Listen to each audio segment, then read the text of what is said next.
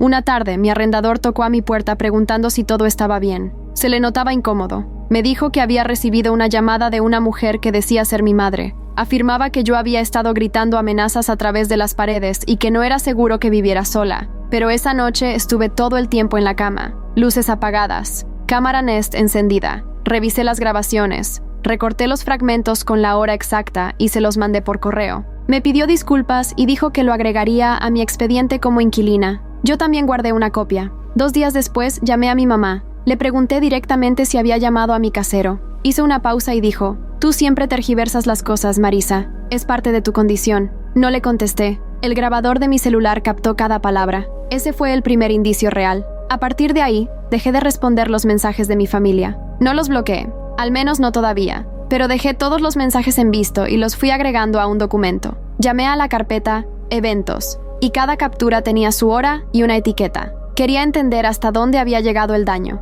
Llamé a una prima lejana con la excusa de ponernos al día. Mencioné de manera casual que estaba saliendo adelante y me contestó: «Espera, ¿no te habían hospitalizado o algo así?». Manteniendo la calma le dije que no tenía idea de dónde había salido eso. Me dijo que seguro lo había entendido mal y cambió de tema. Esa conversación también la guardé. James terminó conmigo la semana siguiente. Dijo que no aguantaba más la tensión constante y que su preocupación por lo que decía mi familia ya no podía ignorarla. Le pedí que devolviera la llave extra de mi departamento y luego lo bloqueé de todo. Después de eso, cambié todas mis contraseñas, correo, banco, todo. También eliminé de mis redes sociales a cualquiera que tuviera conexión con mi familia. Sabía que mi madre se había metido a mi Google Drive hacía unos meses. Una vez hizo un comentario sobre algo que yo nunca había dicho en voz alta, así que creé un documento falso llamado Diario de Crisis. Lo llené con entradas inventadas, ataques de llanto, pensamientos suicidas fingidos, alucinaciones. Todo era mentira, pero sonaba lo suficientemente real para alguien que quería creerlo. Cambié la configuración de privacidad a cualquiera con el enlace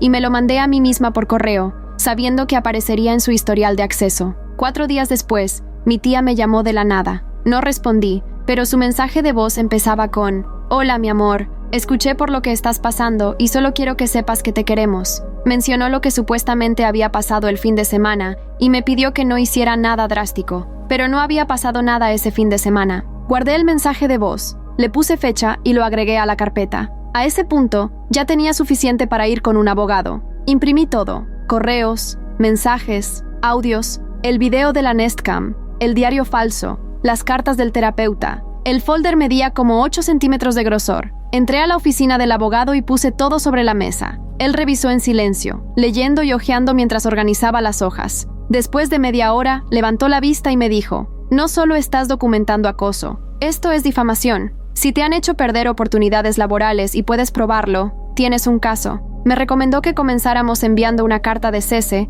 y desista a mis padres y a mi hermano mayor. Algo formal y contundente, no como amenaza, sino como advertencia. Si no paraban, el siguiente paso sería la corte. Esa misma noche llegué a casa y añadí un documento más al archivo. Una nota corta con la fecha de ese día, enganchada al frente. Así es como se desmonta una mentira. Las cartas de cese y desista se enviaron un miércoles por la mañana. Una para mi madre, otra para mi padre y otra para mi hermano mayor. Cada sobre incluía una advertencia legal directa: «Paren con la difamación o tomaremos acciones legales». Mi abogado las mandó por correo certificado, para que no pudieran decir que no las recibieron. 2 días después, recibí un mensaje de voz de mi papá. No mencionó la carta. Solo me pidió que dejara de portarme mal y dijo que ellos nunca habían dicho nada parecido. Terminó con: «Seguimos siendo tus padres. ¿Puedes tratar de recordar eso?». Guardé el mensaje, lo etiqueté y se lo mandé a mi abogado. Después quise poner algo a prueba. No por curiosidad, sino por estrategia. Creé una cuenta anónima en Reddit,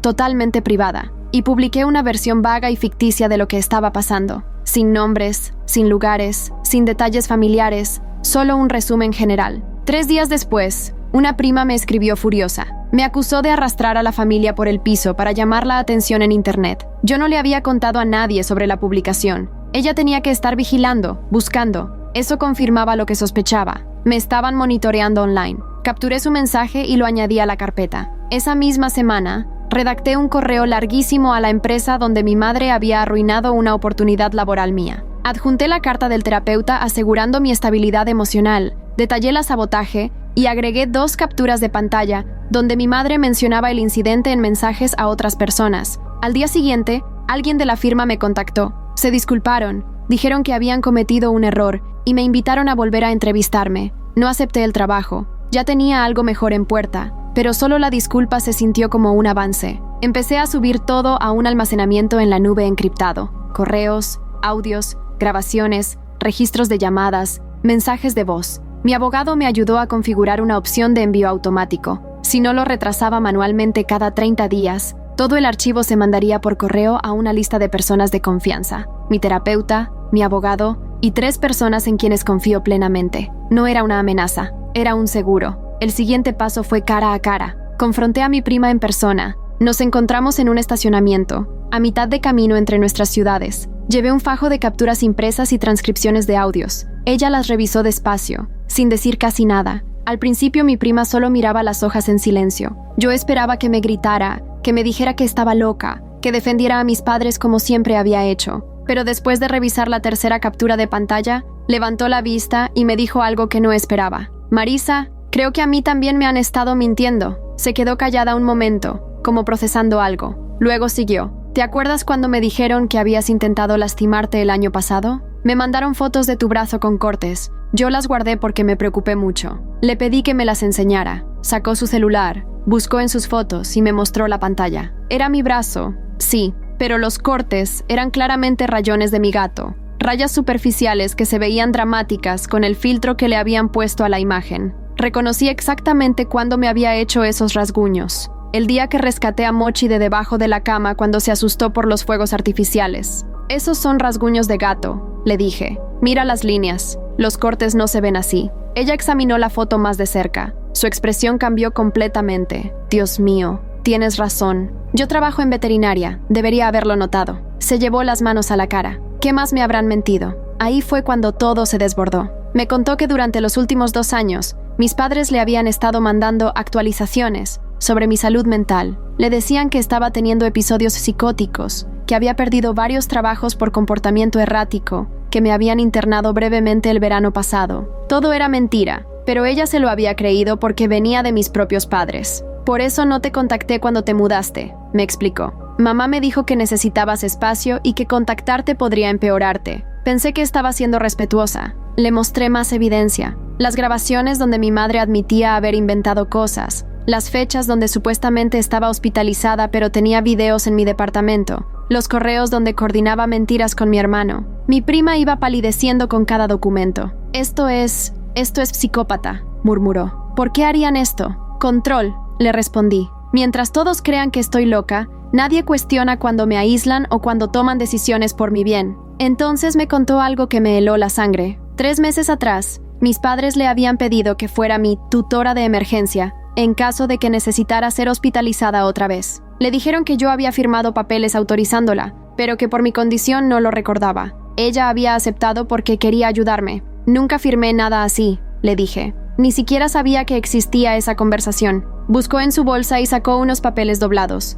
Efectivamente, había una autorización con mi firma, pero cuando la revisé de cerca, pude ver que habían escaneado mi firma de otro documento y la habían pegado digitalmente. Se notaba porque el trazo no coincidía con el tipo de pluma del resto del texto. Esto es falsificación de documentos, le dije. Esto ya no es solo difamación, es fraude. Mi prima se quedó mirando los papeles como si fueran una bomba. Marisa, tengo que preguntarte algo. ¿Hay más familiares que estén pasando por algo parecido? La pregunta me pegó como un rayo. No había pensado en eso. Siempre asumí que yo era el único objetivo. No sé, ¿por qué? Porque ahora que lo pienso, hace como 1 año tía Carmen mencionó que estaba preocupada por su hijo Miguel. Dijo que había estado actuando raro, que había perdido su trabajo y que estaba aislándose de la familia. Pero después, cuando pregunté cómo estaba, me dijeron que había mejorado, pero que era mejor no contactarlo directamente. Miguel es mi primo hermano, hijo de la hermana de mi papá. Siempre fuimos cercanos cuando éramos niños, pero en los últimos años apenas nos hablábamos.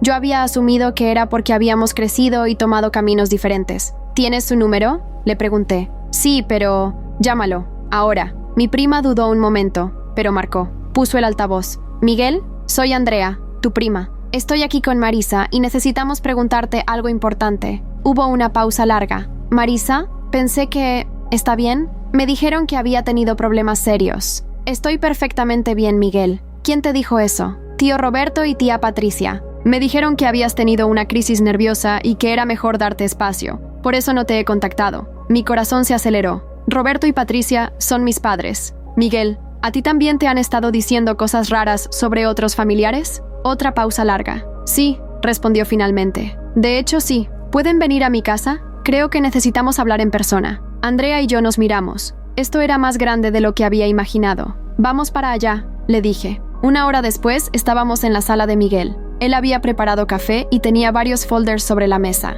No sé ni por dónde empezar, nos dijo, pero creo que mis padres han estado manipulando información sobre toda la familia durante años. Resultó que Miguel había estado documentando inconsistencias en las historias que le contaban sus padres sobre otros familiares. Su hermana menor supuestamente había estado usando drogas. Mentira. Su primo Daniel había perdido la custodia de sus hijos. Mentira. Y yo había estado internada múltiples veces. Mentira. Lo que me alarmó fue cuando me dijeron que la abuela había decidido cambiar su testamento para dejarle todo a la iglesia porque estaba decepcionada con la familia, explicó Miguel. Pero cuando la llamé directamente para el Día de las Madres, me dijo que no tenía idea de qué hablaba. Andrea se quedó boquiabierta. Esperen, ¿la abuela todavía está haciendo su testamento? Sí, tiene 89 años pero está completamente lúcida. Vive en la residencia de ancianos cerca del centro. Nos miramos los tres. Una cosa era manipular información entre primos, pero meter a la abuela en esto era otro nivel. Tenemos que ir a verla, dije, pero primero necesitamos coordinarnos.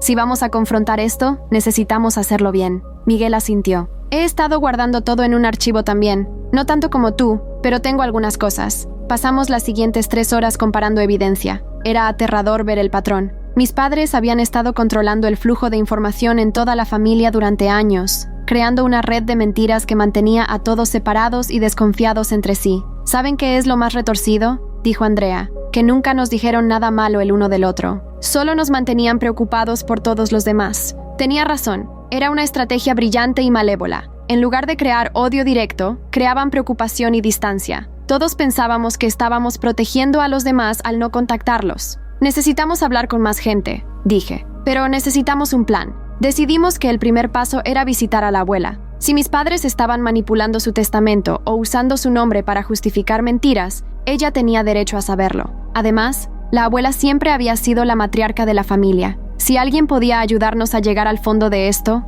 era ella. Fuimos al día siguiente por la tarde. La abuela estaba en el jardín de la residencia, jugando cartas con otras señoras. Cuando nos vio a los tres juntos, se le iluminó la cara. ¡Mis nietos! ¡Qué sorpresa tan bonita! Hacía meses que no venían juntos. Nos sentamos con ella en una mesa apartada. Decidimos ser directos pero cuidadosos. Abuela, necesitamos preguntarte algo importante, empezó Miguel. ¿Has hablado recientemente sobre cambiar tu testamento? Ella frunció el ceño. ¿Mi testamento? No, mi amor. Ese documento está terminado desde hace años. ¿Por qué me preguntas? Andrea y yo intercambiamos miradas. Porque papá y mamá nos dijeron que estabas pensando en dejárselo todo a la iglesia porque estabas decepcionada con la familia, le expliqué. La abuela se quedó callada un momento, pero luego su expresión cambió. Se veía enojada. Eso es mentira. Nunca he dicho tal cosa. Mi testamento está como siempre, dividido entre todos mis hijos y nietos por igual. Hizo una pausa. ¿Qué más les han estado diciendo? Durante la siguiente hora, le contamos todo. Cada mentira, cada manipulación,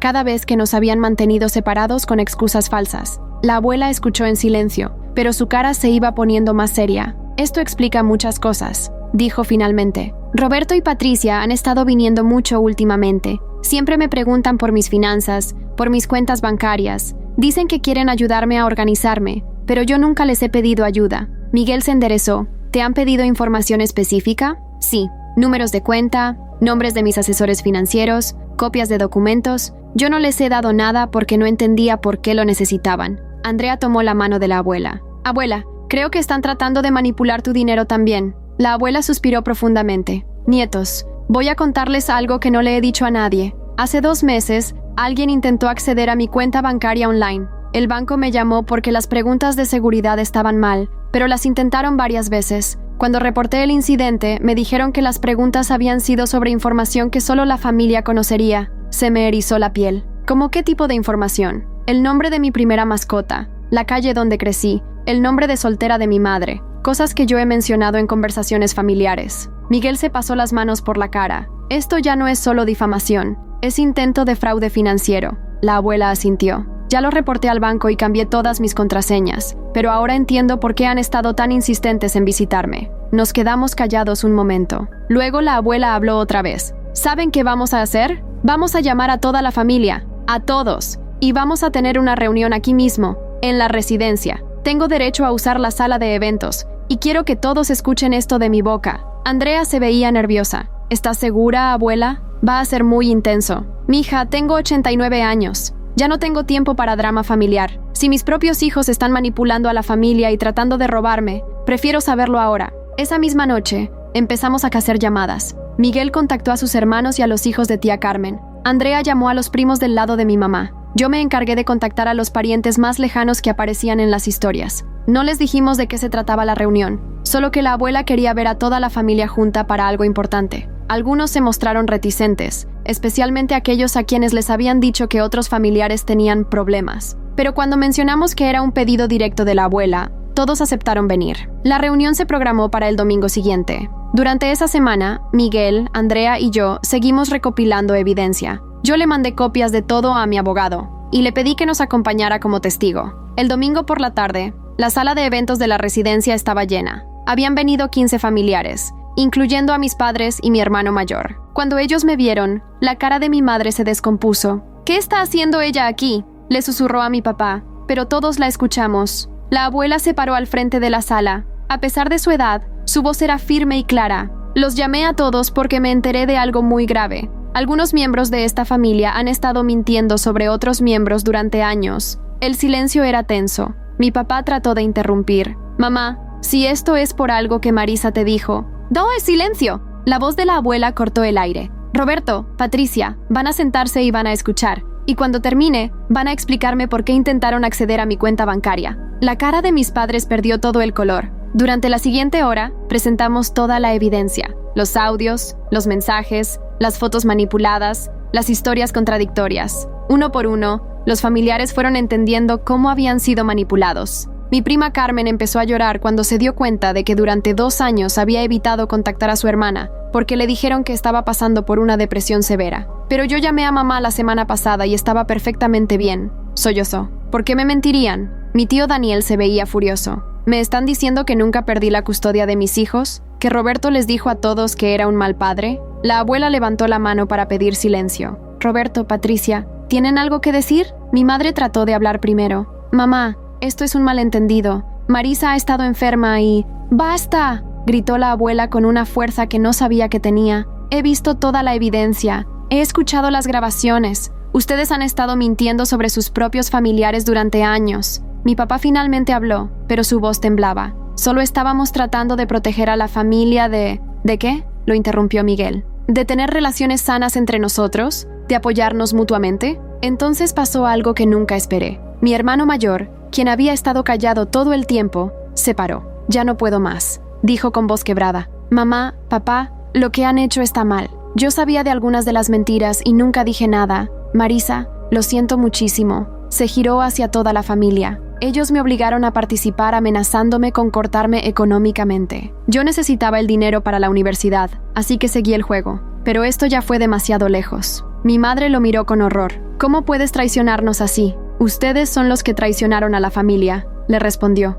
La abuela tomó control otra vez. Roberto, Patricia, esto es lo que va a pasar. Van a llamar a cada persona que mencionaron en sus mentiras y van a disculparse públicamente. Van a admitir que inventaron historias para manipular a la familia. Y si no lo hacen, yo misma voy a contar la verdad. Mi papá trató de negociar. Mamá, podemos arreglar esto en privado. No, nada de privado. Ustedes destruyeron relaciones familiares públicamente, así que van a repararlas públicamente. Al final de la reunión, 5 familiares habían decidido cortar contacto completamente con mis padres. Otros dijeron que necesitaban tiempo para procesar todo. Pero lo más importante es que todos nos intercambiamos números telefónicos directos y creamos un grupo de chat familiar sin mis padres. 3 meses después, la familia está más unida que nunca. Tenemos reuniones mensuales, celebramos cumpleaños juntos y nos apoyamos mutuamente de verdad. Miguel y yo nos hemos vuelto muy cercanos otra vez y Andrea ahora es como la hermana que nunca tuve. Mis padres cumplieron con las disculpas públicas, pero el daño a su reputación fue permanente. Perdieron el respeto de casi toda la familia extendida. Mi hermano mayor se mudó conmigo temporalmente mientras conseguía independizarse económicamente, y ahora tenemos una relación honesta por primera vez en años. La abuela cambió su testamento después de todo, pero no como mis padres esperaban. Les dejó solo el mínimo legal y dividió el resto entre los nietos que mostraron integridad durante la crisis familiar. Sigo en terapia, pero ahora es para procesar el trauma de años de manipulación, no porque esté loca, como decían. Mi terapeuta dice que documentar todo fue la decisión más inteligente que pude haber tomado. A veces me pregunto qué habría pasado si nunca hubiera confrontado a Andrea en ese estacionamiento. Probablemente seguiríamos todos aislados, creyendo mentiras sobre personas que amamos. Ahora sé que la verdad, por dolorosa que sea, siempre es mejor que vivir en una mentira diseñada para controlarte. Y también sé que cuando una familia se une contra la manipulación, los manipuladores no tienen poder.